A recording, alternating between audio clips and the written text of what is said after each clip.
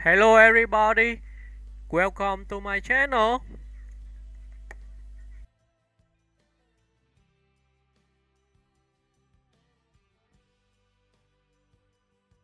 Montserrat Caballé. The voice that redefined opera. Montserrat Caballé was not just a soprano, she was the soprano.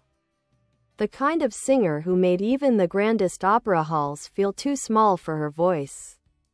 Born Maria de Montserrat Viviana Concepción Caballé I Folch on April 12, 1933, in Barcelona. She rose from a modest Catalan childhood to international reverence, becoming one of the most technically masterful and emotionally expressive singers of the 20th century. Early life and training. Caballé's path to operatic greatness started early. Despite financial struggles in her family, her exceptional musical talent earned her entry into Barcelona's prestigious Conservatori Liceu.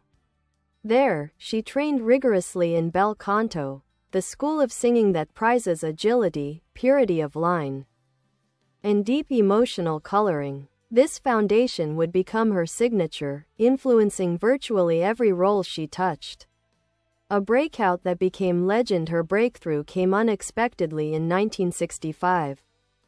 She stepped in last minute at Carnegie Hall for an ailing Marilyn Horne in Donizetti's Lucrezia Borgia.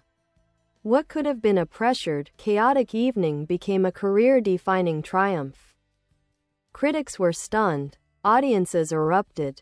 Suddenly, Montserrat Caballé was an international sensation. A master of bel canto. Caballé's name became synonymous with roles from the bel canto canon: Norma, Semiramide, Maria Stuarda, Lucrezia Borgia.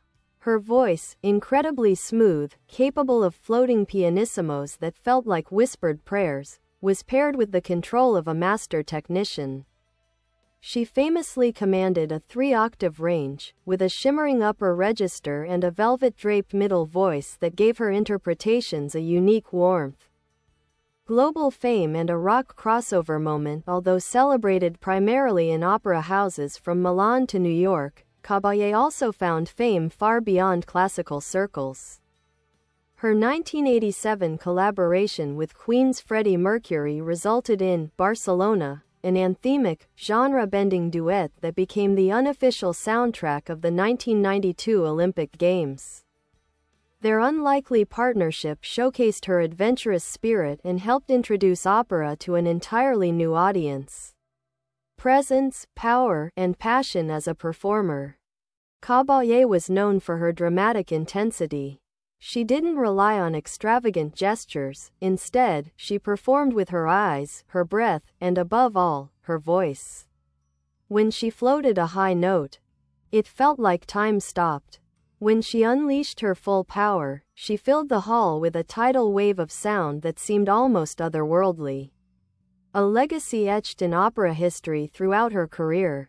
Caballé received countless accolades, recorded more than 80 albums, and appeared in major productions across the world.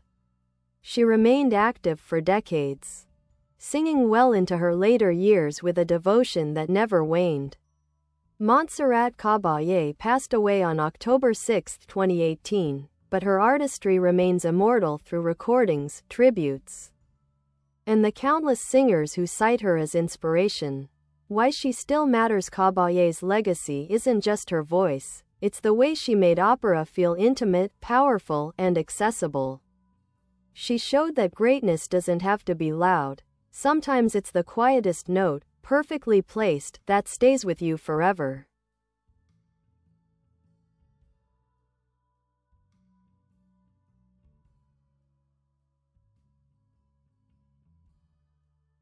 A deeper look into Montserrat Caballé's life and career. The long road to stardom. Caballé's early professional years weren't glamorous.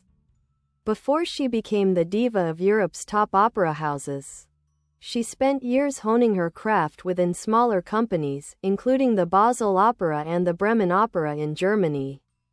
These seasons were her quiet grind era, long rehearsals, demanding roles, and the kind of hard-earned growth that isn't flashy but builds legends.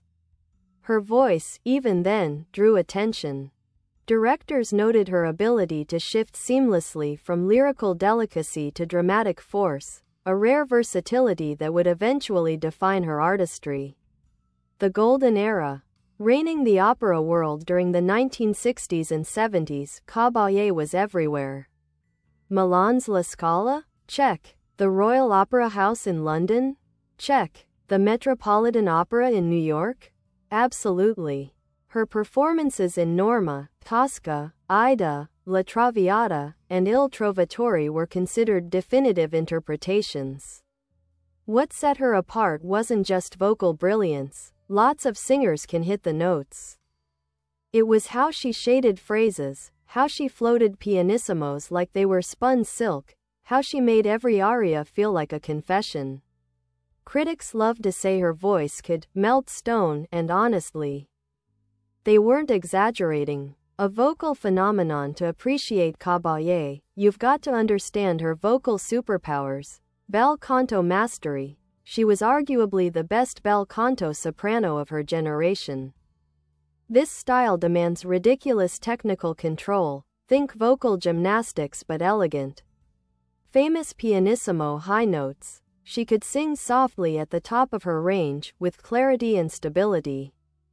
It's insanely hard, and she made it sound like breathing. Lush, creamy timbre. Her tone was instantly recognizable, like warm honey poured over velvet. Emotional transparency. Whether she played a queen, a martyr, or a scorned lover, you felt everything. She didn't merely perform roles, she inhabited them. Freddie Mercury and Barcelona. A cultural moment. Caballé and Mercury were an unlikely duo, the world's most flamboyant rock star and one of opera's most revered sopranos. Freddie adored her. He once said she possessed the best voice in the world. Their 1987 album Barcelona delivered one of the most iconic cross-genre moments ever. Caballé didn't just collab. She matched Mercury's theatrical energy beat for beat. When they sang together, it felt like two universes colliding, in the best possible way. Controversies and challenges. Her life wasn't all ovations and standing applause. Caballé was famously headstrong, the kind of diva who knew her worth and wasn't shy about it. She faced criticism for occasional cancellations, weight-related health challenges, and late-career uneven performances. And in 2014, she dealt with legal troubles over tax issues in Spain, which dented her public image but never overshadowed her artistic legacy. Through it all, Caballé stayed, well, Caballé, unbothered, resilient, and fiercely dedicated to her craft. Humanitarian work beyond the spotlight. She was also deeply involved in charity. Caballé served as a UNESCO Goodwill Ambassador, using her fame to support humanitarian projects, children's health initiatives, and cultural preservation. It's easy to forget when someone's voice is that huge, but she had a big heart to match. The final years, even after decades on stage, Caballé remained active, though more selectively.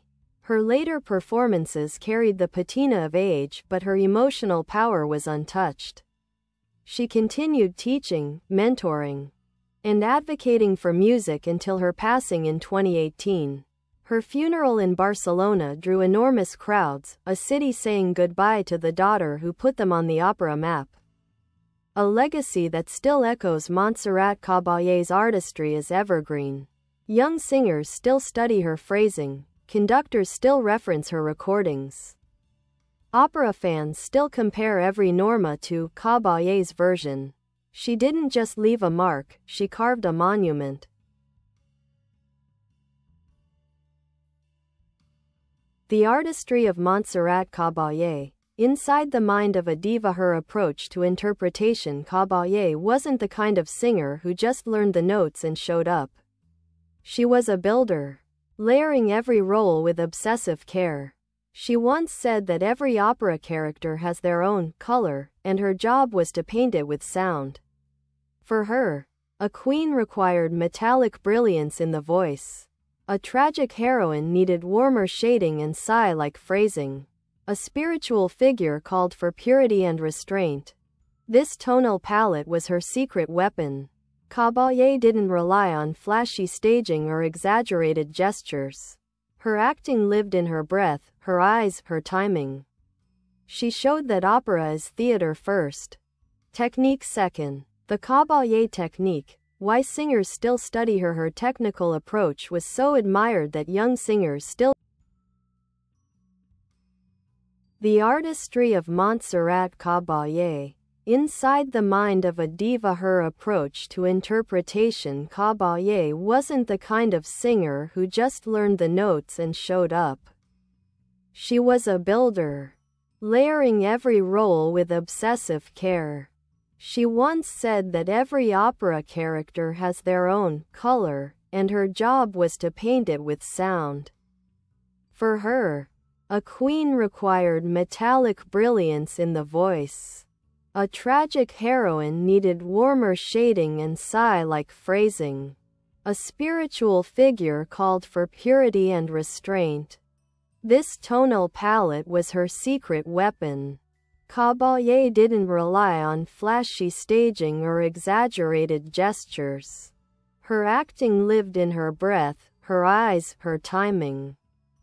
She showed that opera is theater first, technique second. The Caballé technique, why singers still study her. Her technical approach was so admired that young singers still dissect it today. Here's what made Caballé's technique legendary. The breath cushion, her signature sound floated on perfectly controlled breath. It's why she could hold pianissimos for what felt like forever. Perfect legato, she connected notes like pearls on a silk string, smooth, seamless, alive. Flexible dynamics, her ability to go from a whisper to a blast of brilliance mid-phrase made audiences hold their breath. Effortless top register high notes didn't feel reached for, they just appeared, like light at the top of a cathedral dome. Low notes with surprising darkness, many light sopranos lose power at the bottom. Caballé didn't. Her lower register had a mysterious, almost mezzo-like depth that added complexity to her roles. Her most iconic roles, while she mastered dozens, a few became Caballé property, interpretations so definitive that every subsequent singer is compared to her. Norma Bellini, often considered her greatest achievement. The role demands both volcanic power and ethereal softness. Caballé balanced both so naturally that critics still treat her 1974 performance as the gold standard. Lucrezia Borgia, Donizetti, her Carnegie Hall debut in 1965. She turned a last-minute fill-in into a superstar-making event. Her Come Bello became instantly iconic. Maria Stuarda, Donizetti, she brought regal dignity and raw vulnerability to Mary, Queen of Scots, making the final confrontation scene unforgettable. Tosca, Puccini. Though not a bel canto role, her dramatic fire and commanding presence made her Tosca electrifying. Salome, Strauss, a wild detour from her usual repertoire, but she brought unexpected lyricism to this intense and dangerous role. Collaborations with the greats. Caballé wasn't a diva who floated alone in her spotlight, she thrived among giants. She performed with Luciano Pavarotti, Placido Domingo, José Carreras, Alfredo Kraus, Cheryl Milnes, Renata Scotto, Marilyn Horne, and of course, Freddie Mercury. Her duets with Pavarotti, particularly in Turandot and Tosca, are still reference points for vocal chemistry. With Domingo, she created some of her most tender bel canto pairings. And with Krauss, she found a partner who matched her finesse note for note. The Caballé personality. Caballé wasn't shy at all. You didn't ascend to operatic royalty by being timid. Colleagues often described her as warm, humorous, and surprisingly down-to-earth backstage, but with an iron spine when it came to artistic integrity. She disliked unnecessary confrontation but absolutely refused to compromise on musical quality. Her diva moments? Oh, she had them. Her loyalty to her colleagues and students? Also legendary. The mentor later in life, Caballé poured herself into teaching. She held masterclasses across Europe, particularly for young sopranos dreaming of bel canto careers. She wasn't harsh, she was precise. She'd offer a gentle correction, then demonstrate the phrase herself with a flash of her old vocal magic, leaving everyone stunned. Students often said that she didn't just teach notes, she taught soul. Remaining a symbol of Spanish pride to Spain, especially Catalonia, Caballé wasn't just a singer. She was a cultural ambassador, a symbol of artistic excellence, a source of national pride. Her collaborations with Spanish artists, her charity work, and the sheer visibility she brought to Spanish musicians helped elevate the country's classical scene to global attention. When she sang Barcelona, she wasn't just performing, she was embodying the spirit of her city.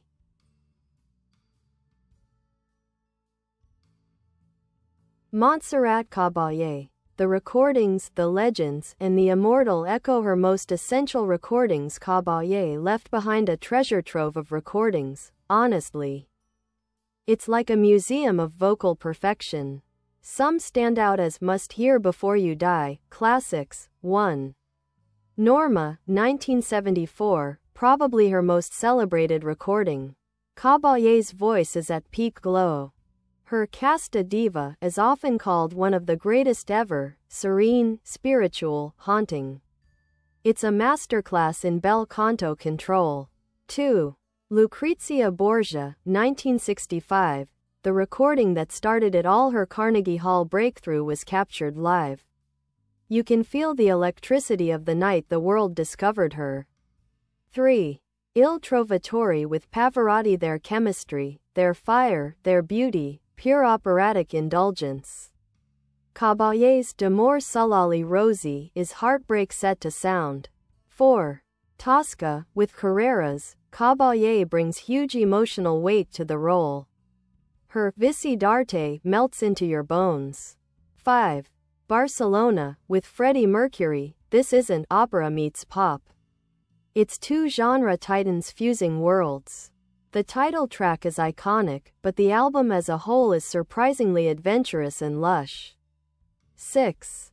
Spanish song albums. Caballé's performances of zarzuela and Spanish art songs show a different side of her, earthy, intimate, deeply connected to her heritage. What critics said about her. Caballé had a way of leaving critics scrambling for superlatives. Here are some of the common refrains. No one floats a high note like Caballé. Her pianissimos are miracles. The last great bel canto technician of the 20th century. Caballé doesn't sing phrases, she caresses them. One critic memorably said, she could whisper on a high C and make it sound like a prayer. Her impact on modern opera singers. If you talk to today's big-name sopranos, Anna Netrebko, Angela Gorgio, Sonia Yoncheva, Diana Damrau, almost all have cited Caballé as a fundamental influence. Why? Because she set the bar for bel canto interpretation, breath control, emotional coloring, pianissimo mastery, vocal elegance. Her recordings are still used in conservatories as benchmarks for phrasing and technique. Even singers in non-operatic genres revere her. We can thank Freddie Mercury for evangelizing her to the rock world. Behind the scenes. Stories from colleagues. Caballé wasn't just a voice, she was a whole vibe backstage. The generous diva colleagues often recalled how she treated younger singers like equals, not competition. She offered advice freely, and she always celebrated others' successes. The funny one, she loved jokes. She loved teasing colleagues. She once told a conductor, "If you want it faster, I suggest you sing it.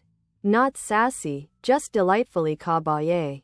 The professional, despite occasional cancellations due to health, she took her craft seriously. In rehearsal, she was laser-focused. When she didn't approve of a musical interpretation, she didn't create drama, she simply insisted on the right one. Moments that became Caballé mythology. 1. That high C in Norma, she held it longer than the orchestra expected, and somehow longer than what seemed humanly possible. People still argue about how she did it. 2. The 1980s benefit concerts, she performed countless charity concerts, often raising millions. She never bragged, she just showed up and sang her heart out. 3. The Freddie Mercury meeting. Freddie, trembling with excitement, expected her to be cold or intimidating. Instead, she swept into the room like a warm, smiling queen and called him "my dear." He was hers forever after that. Her final bow. Even in her later years, when the voice showed signs of age, she kept performing because she genuinely loved singing, not for fame, not for money, but for the music. Her last public appearances were gentle but moving. Audiences didn't come expecting fireworks, they came to honor the woman who had given them decades of beauty. When she died in 2018, opera houses worldwide dimmed their lights. Spain declared it a moment of national mourning. Why her legacy still feels alive. Montserrat Caballé remains a touchstone because she represents something timeless: the idea that a human voice can be pure magic. She didn't just master technique, she mastered emotion.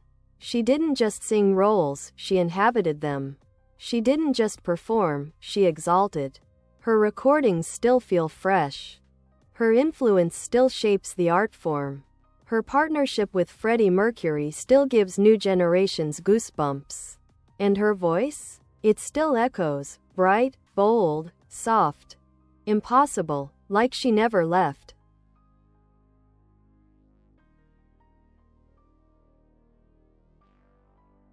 The life of Montserrat Caballé. A timeline of brilliance. Sometimes the best way to appreciate a legend is to watch their life unfold step by step. Caballé's journey had drama, struggle, triumph, all the things you'd expect from someone born to sing big. 1933, A Star is Born. Montserrat Caballé is born in Barcelona during a period of political tension and hardship in Spain. Money is tight, but her family is close-knit, supportive, and deeply cultural. Early 1940s, the singer emerges. Even as a child, she shows unusual vocal potential. Her family sacrifices to enroll her in music studies, setting the foundation for her future. 1954, graduation from Conservatori Liceu. She completes her training in Barcelona with top honors. Teachers note her rare blend of range, flexibility, and tonal beauty. 1956 to 1962, the building years. In Basel and Bremen, Caballé sings steadily in German opera houses. These years shape her technique and repertoire. She performs more than 40 roles, a massive achievement for a young soprano. 1965, The Night That Changed Everything. Carnegie Hall, New York. She steps in at the last minute for Marilyn Horne in Lucrezia Borgia. She doesn't just succeed, she detonates. Critics go wild. The New York Times calls her a phenomenon. The opera world is never the same again. Late 1960s - 1970s, peak diva era. Caballé rules opera houses across Europe and the US. Her interpretations of bel canto heroines become the definitive standard. She records constantly, tours internationally, and cements her global reputation. 1980s, international icon status. Caballé becomes a household name beyond opera fans. Her collaborations multiply, her charity work expands. Her voice remains a wonder, now tinged with even deeper emotional nuance. 1987, the Barcelona collaboration. She meets Freddie Mercury. Freddie practically vibrates with excitement. They record Barcelona, creating one of the most legendary crossovers in music history. When the 1992 Olympics adopt the song, Caballé's voice becomes part of global pop culture. 1990s to 2000s, the matriarch of opera Caballé continues touring, recording, and teaching. Her masterclasses attract singers from around the world. She receives Lifetime Achievement Awards, state honors, and cultural accolades. 2018, a final curtain. Montserrat Caballé passes away in Barcelona at age 85. Spain mourns a national treasure. Opera houses across continents pay tribute. Her awards and honors, the crowns of a queen. Caballé wasn't just adored, she was decorated like an empress. Here are some of her major recognitions. UNESCO Goodwill Ambassador, 1988, Commander of the Order of Arts and Letters, France, Gold Medal of the Generalitat de Catalunya, Gold Medal of Merit in Fine Arts, Spain, Honorary Doctorate from the University of Barcelona, numerous Grammy nominations and classical awards. She also received countless plaques, medals, honorary theater plaques, and even had performance halls named after her. It's diva-level grandeur, but she earned every ounce of it. Caballé versus the other great sopranos. Opera fans love a good "who's the greatest?" debate, so here's how Caballé fits among the titans. Maria Callas equals fire, theatrical risk. Dramatic extremes. Caballé equals beauty, control, vocal opulence. Together, they represent the yin and yang of 20th century opera. Joan Sutherland equals hurricane force technique. Caballé equals subtler, more emotionally shaded, both queens of bel canto but with radically different flavors. Renata Tebaldi equals plush, romantic grandeur. Caballé equals floating elegance and expressive nuance. Leontine Price equals majestic, golden tone drama. Caballé equals refined, celestial bel canto. Each was outstanding.